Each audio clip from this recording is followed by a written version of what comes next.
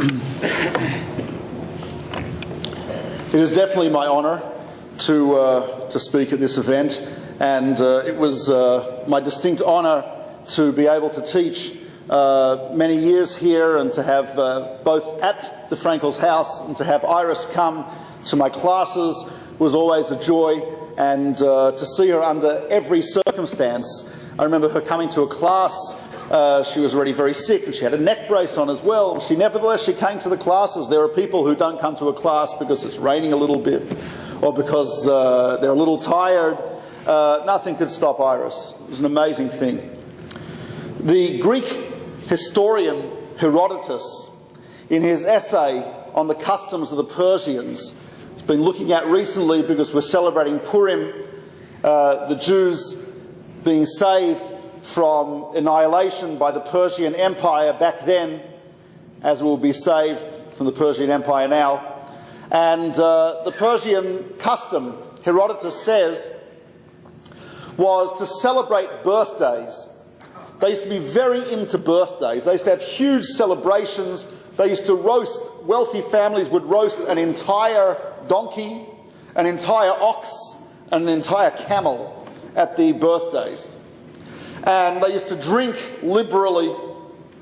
And he mentions this as being a major feature of the Persian custom, was to celebrate birthdays. We find that in the Torah, the only time birthdays are mentioned is Pharaoh, not one of the top characters in the Torah, not one of your, Pharaoh celebrates a birthday. On his birthday, he releases people from jail, he hangs other people. I mean, it's, you don't find birthdays of righteous people in the Bible.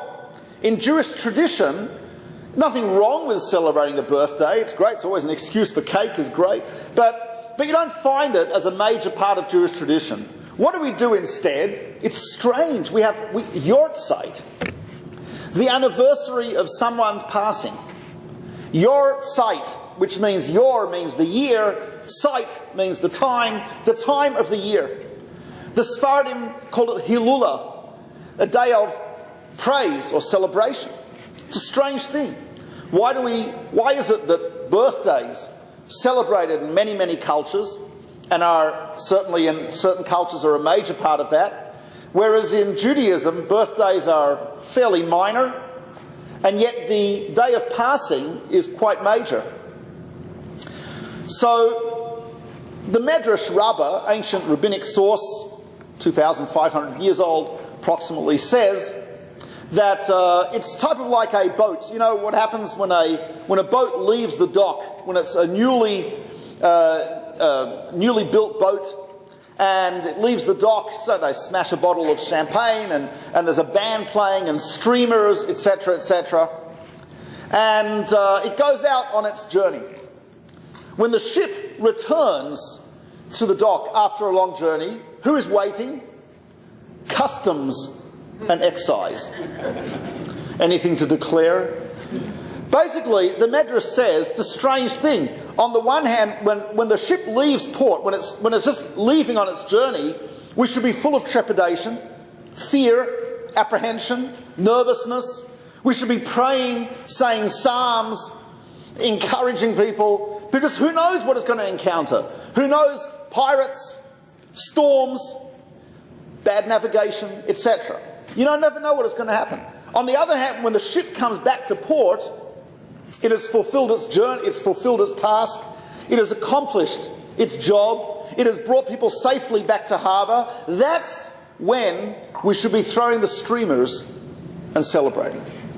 The Medrash says, of course, human emotion is not like that. Someone is born, celebration. Even though when someone is born, who knows what will happen?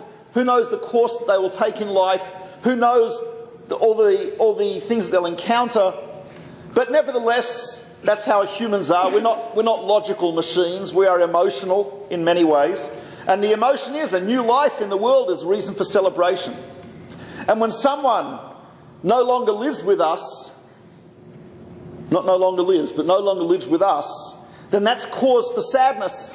And even though that ship, that soul, has, so to speak, come back to harbour, and you can see Sometimes, with a righteous person, you can see that the ship has come back to harbour intact. The soul is intact, it's pure.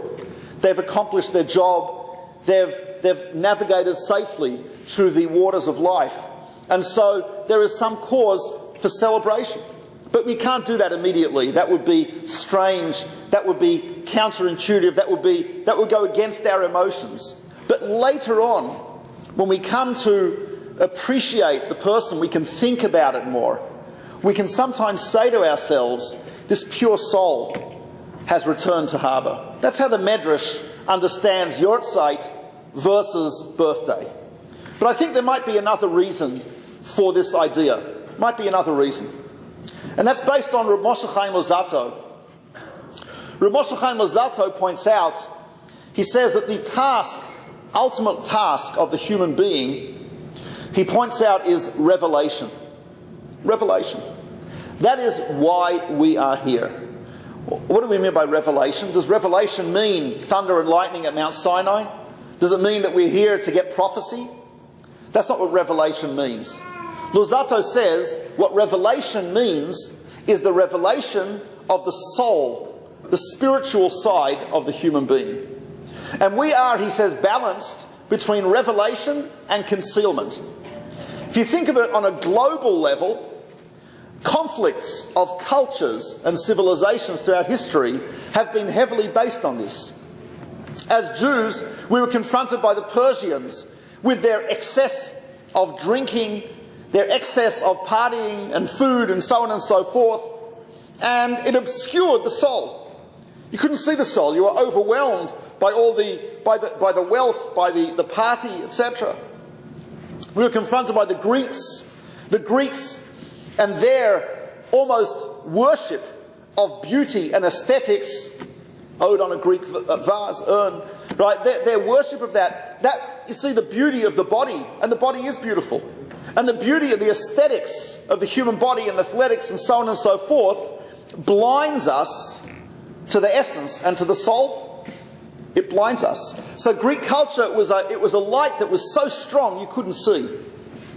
And the Roman culture, the power of the military might of Rome, the political and economic might of Rome, that also to a great degree blinded people to the soul. Because if all you see is money, all you see is the NASDAQ and the Dow Jones and everything else, how can you be, if you're immersed in that completely, how can you start seeing the soul?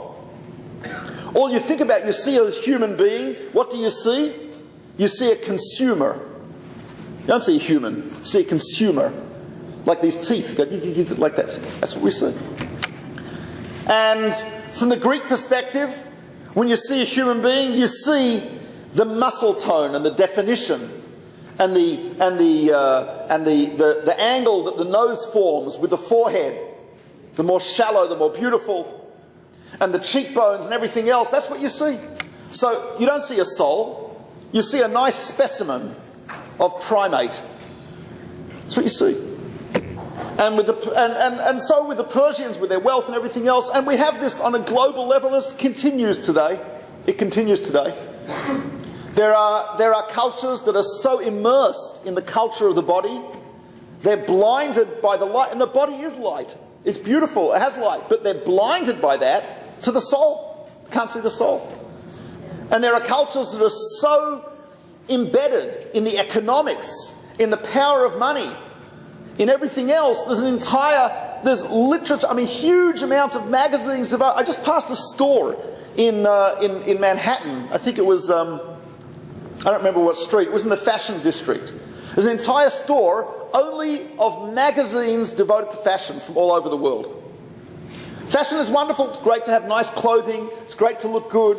But an entire store, thousands of magazines devoted to that. So can a person in that type of culture, immersed in thousands of magazines, celebrating the external, the body, can such a person appreciate the soul? I think they're blinded by that light. Very difficult. So, to a great degree, and it's not only the body, but also, as we said, economics. And so on a global level, cultures, we've been confronted with cultures who have concealed the essence of the human being. And it goes all the way back. Tower of Babel, when they built this huge tower, they said, let's make a name for ourselves. It was an idea, it was technology. It was a worship of technology. It's interesting, there it says they chose a Becher, they found a valley. And it's interesting, the term used for the valley is a valley without natural resources. They specifically chose a place where there were no natural resources. Why? They wanted to highlight their technology. We don't need the river here, we can bring a pipe in the water. We don't need agriculture here, we can do this, we can do that. In other words, it's technology. So they're blinded by technology. And there are people, I mean, you just have to go on a plane, go to the airport, sit on the subway, etc. Every single person, almost every single person, their face is lit up by a screen. Their ears, they have earphones, right? Headphones, etc. That's it.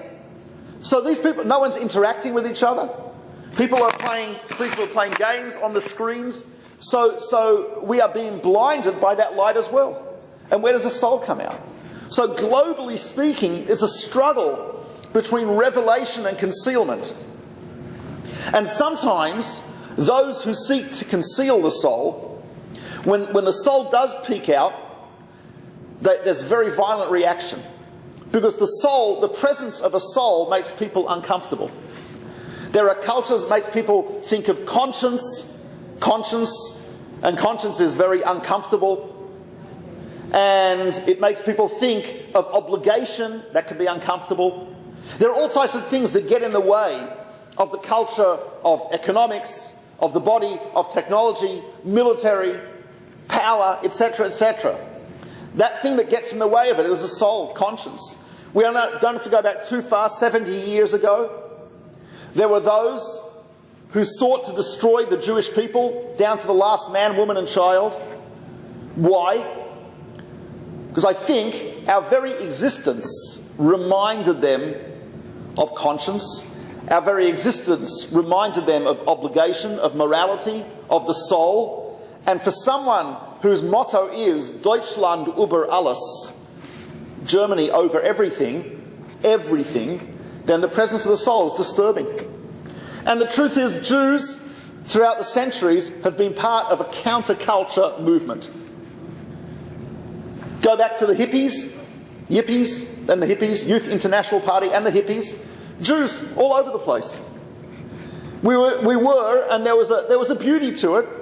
Granted, there was some corruption, but it was a counterculture to reminding people that there's more to life than the soul. It was at Jerry Rubin scattering dollars on the floor of the New York Stock Exchange. Was it Jerry Rubin or? It was Abby Hoffman. Sorry, his chavrusa, right? So, and people engaged. Where people engaged in $1 million deals, are scrambling on the floor to collect dollars and put them in their pockets. Abby Hoffman, that to him was fantastic, to see such a thing. But he was right. He was right. And you go a little further back, and you have Jews who said all this focus on accumulating wealth is wrong. Everyone has to have the same amount. And then you had Karl Marx, Marxism, communism. And of course, Jews were behind that. Many Jews were behind that because Jews felt injustice. They felt there's something wrong with the capitalist system, and there's a kernel of truth to that. Of course, as I think it was a great poet once put it, the world would be in much less of a snarl if Karl was Groucho, if Marx was Groucho instead of Karl. But you know, Groucho was also Jewish.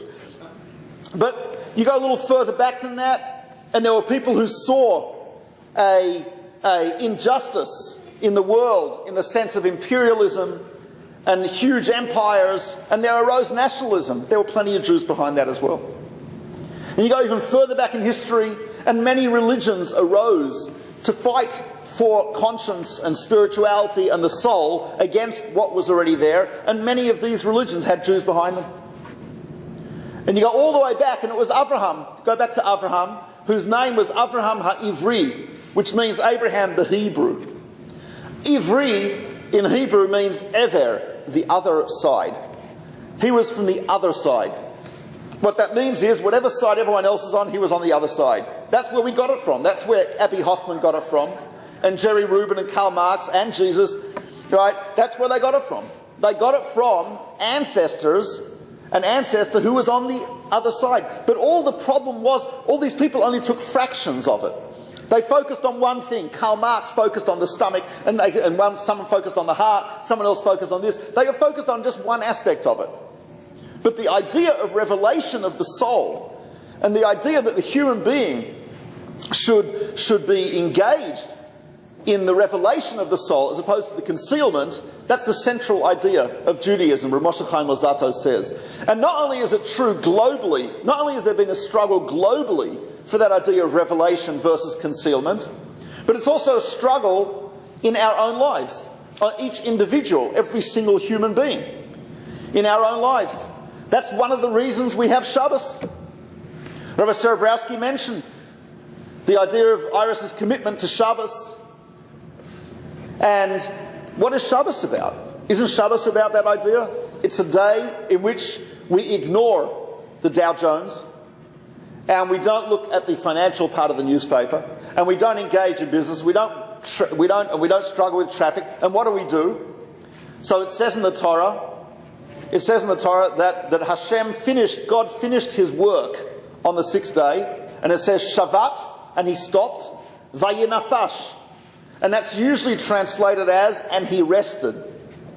But that doesn't mean he rested. Vayinafash has a little bit different meaning. Vayinafash, the root of that word, all of the Hebrew words are divided into primarily three-letter roots, some two, some four, but most of them are three-letter roots.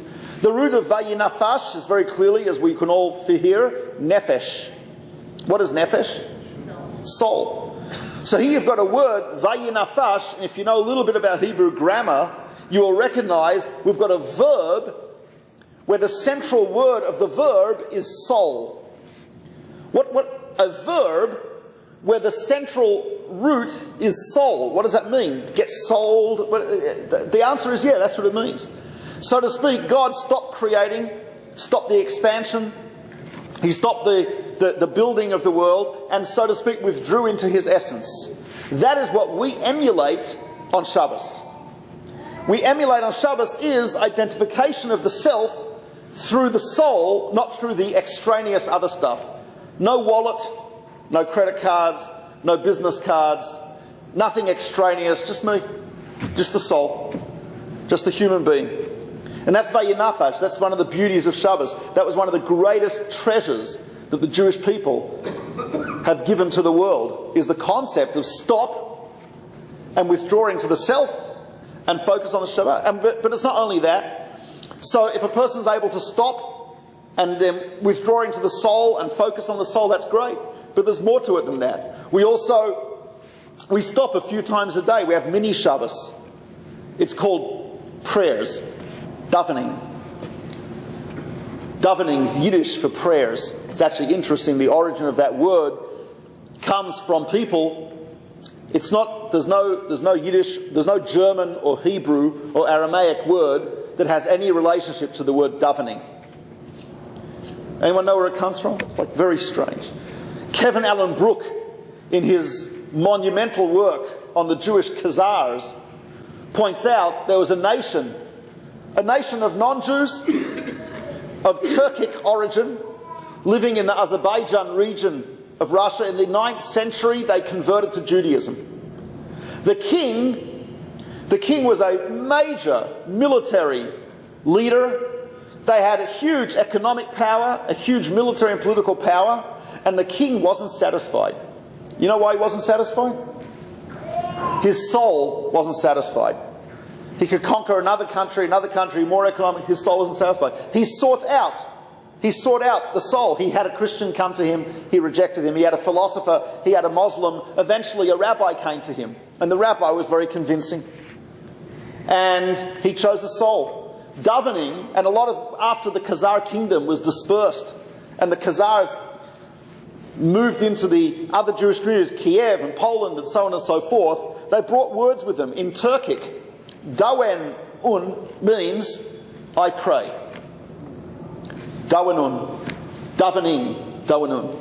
So it comes from there. So when we pray, it's like a little miniature Shabbos, so to speak. We stop in the morning and just focus a little bit on the soul before I get into the traffic and turn into an animal. Before I get to work and turn into an animal. Before I get... it's like a little bit of calm. Mincha, in the middle of the day, I was just finished saying Kaddish for my father, Olav Shalom, last week. So, there's a little more focused on trying to get to a minyan. So in Manhattan, it's an amazing, it's a beautiful thing. People don't realise the beauty of this. You can go, there's a thick book of all mincha is afternoon service. It takes about 10 to 15 minutes. And you say it in the middle of the day. You could go to almost any major city where there are Jews, and you know what? You go into the city and you'll find afternoon service. In Manhattan, there are literally hundreds of services in the middle of the workday every day. People are not aware of this. It's like Diagon Alley. People aren't even aware it exists. You go into a law firm on 34th and 7th, there's a mincha minyan every day at 4 o'clock. Go to Philadelphia, to Rothenberg Tower, in Walnut Street, there's a minyan every day, I forgot when. 2 o'clock. 2 o'clock, there you go, thank you. You go to places, for heaven's sakes, I was looking through the guide, I was trying to find, because I have all these, I have a complex schedule, so I'm trying to find where there's a mincha minyan. I'm looking for a minyan where people are getting together and praying. There's one at a shoe store. There was one at a lingerie manufacturer. It's unbelievable, right? There's at law firms, there's here, there's there, it's unbelievable. And you get together, I go to the West Side Jewish Centre, 1:35, I think it was 1:45. And there's 100 people who took time off from work to have a mini Shabbos. 10, 15 minutes in the middle of the day. Well, what are you focused on? Not concealment of the soul, but revelation of the soul. That's unbelievable. Isn't that unbelievable? How many people do that? I remember going to a mall in Bondi Beach in Sydney. Gorgeous, Bondi, oh my gosh. So Bondi, there's a mall there. And in the mall, I'm walking in the mall and I'm looking around, and there's a place there called the Church in the Marketplace. It's the only place I've ever seen. It's a church in the mall. And I thought, cool, interesting.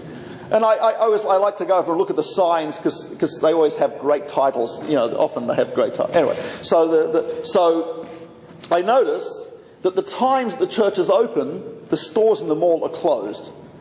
It's never actually open when the stores are open. I want you to contrast that. There's a little shul across the road from Machane Yehuda Marketplace. Anyone been to Machane Yehuda in Jerusalem? The great, beautiful open-air market. You've been there, right? Fantastic. Across the road, there's a building with 2 sundials and a clock. It used to be a Hachnosis Orchim, a guest house for people visiting Jerusalem. It's now a synagogue. And it's a regular occurrence that a stall at Machane Yehuda will be closed in the middle of the day because the owner has gone across the road to take 10 minutes, 15 minutes, half an hour to pray. And that place is packed from dawn until midday, morning service. Half an hour after midday until a little bit after sunset, afternoon service. From sunset to midnight, you can go, it's an amazing thing. You go to Bnei Barak, the taxi stand in Bnei Barak, there's a shul right near there. It's a minyan factory. Pretty much any time of the day and night, you can go there and engage in a little bit of revelation. You can have a revelation. I don't know if God's going to speak to you. I don't know if there'll be thunder and lightning coming down. I don't know if the heavens will open up, but your soul will definitely open up. You'll have a bit of a revelation. And what else do? We Jews also, and Iris was part of this for so many years, we take time out of the day, and what do? We study. But we don't study accounting. We're not studying something with a pragmatic purpose. We don't study stuff which is going to earn us a living. What do? We study some esoteric ideas. We study Talmud. We study philosophy, we study mysticism, ethics, the portion of the week. We learn about the temple. We learn about but why are we doing this? What we're doing is, when you study Torah, when you're doing something which has, it's not of practical material benefit. It's something which is beyond that. Amazing thing, Gershom Scholem, famous academic scholar of the Kabbalah, he writes, a friend of his, a non-Jew, was in Warsaw before the Second World War. He was in the Jewish area. He's looking for a taxi. There's a whole row of taxis, but they were horse-drawn carriages. And there's a couple of Jewish kids feeding carrots to the horses, and there's no taxi drivers in sight.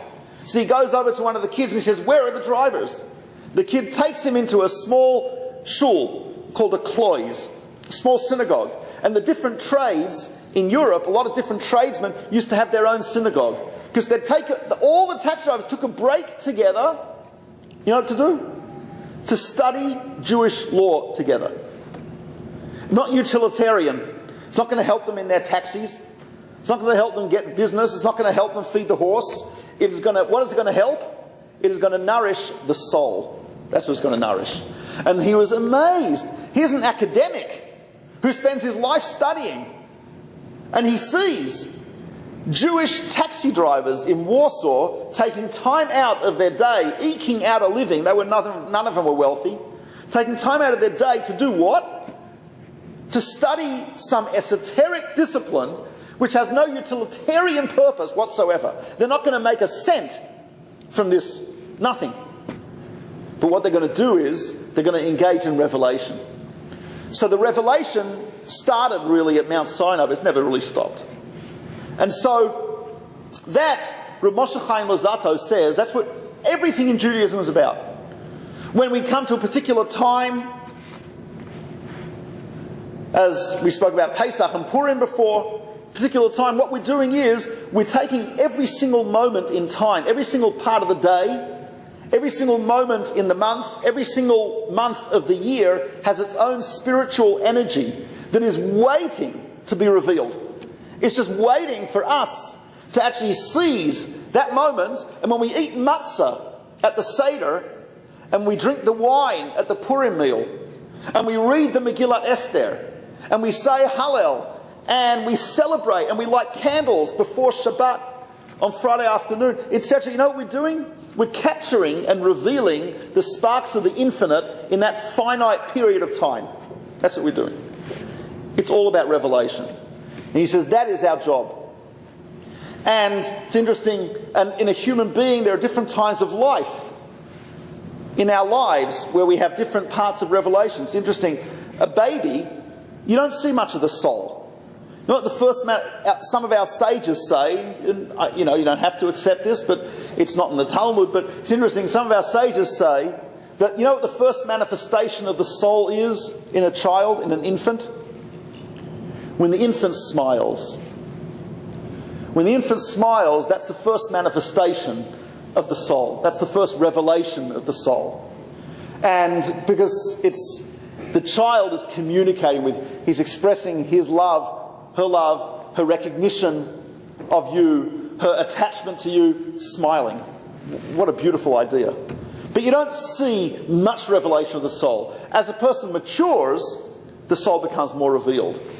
When is the greatest revelation of the soul? When the person has reached the end. They've accomplished a tremendous amount in their life. They have inspired other people and helped other people reveal their soul. They've inspired themselves and their family to search for spirituality. When a person's reached a point where the person looks at them and says, wow, I wish I could be like that person. I wish I could have the faith that Iris had. I wish I could inspire people like Iris did. I wish I could inspire my family in the same way that she did. I wish that my soul would be as obvious, as revealed, and as blatant as it was in such a person. That's what I wish I could be. When do you see that? You don't see that when the person's young. You don't see it on the birthday. You don't see it as a teenager. Sometimes you can, maybe. You see it when the person has reached a point where they've really, really accomplished so much in their life. That's when you really see it. And that's why, as opposed to the Persians, as Herodotus points out, and as opposed to Pharaoh, what we do is we get together on a yahrzeit. And it's not a celebration in the normal sense of the term. It's not. But what it is an appreciation of God giving us a gift of an incredible revelation of light, a revelation of the soul, something which we can be inspired by and hope to inspire others by. That's what we really see. And that's what we're doing at this yahrzeit. We've seen this revelation and we've felt this revelation and we are trying to latch onto it also. That's what we're trying to do. And as we always say, the neshama should have an aliyah, the soul should be elevated, and with that soul's elevation, we should all be elevated as well, and we should all witness together a universal, global revelation as well as our own individual revelation. Thank you.